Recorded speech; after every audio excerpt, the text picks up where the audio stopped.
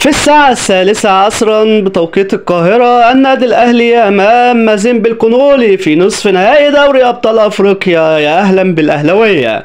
الأهلاوية مع موعد مع مباراة نارية، هي مباراة مصيرية بكل تأكيد. مباراة الغيابات، غياب الشناوي وياسر إبراهيم وعاشور ومروان عطية، وأيضا احتمالية غياب بيرسيتاو ولكن يتواجد في القائمة، وغياب حسين الشحات.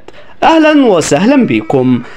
يا ترى كولر هيعمل ايه في مباراة مازيمبي؟ كلنا عارفين ان الملعب ملعب صعب، ملعب من الصعوبة انك تلعب عليه، علشان كده النادي الاهلي هيكون في مأزق شديد، ولكن النادي الاهلي دايما بيعودنا انه ملك القارة.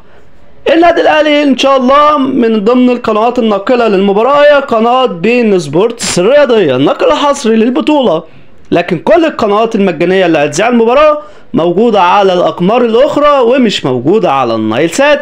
لكن احنا إن شاء الله هنذيع لكم المباراة على قناتنا على اليوتيوب، هتلقى اللينك موجود تحت البايو. ما تنساش تعمل لايك واكسبلور وكمان متابعة. بالتوفيق للقلعة الحمراء. استنونا في فيديوهات تانية جديدة إن شاء الله. هنتابع معاكم أول بأول مع أجواء مباراة الأهلي ومازيمبي.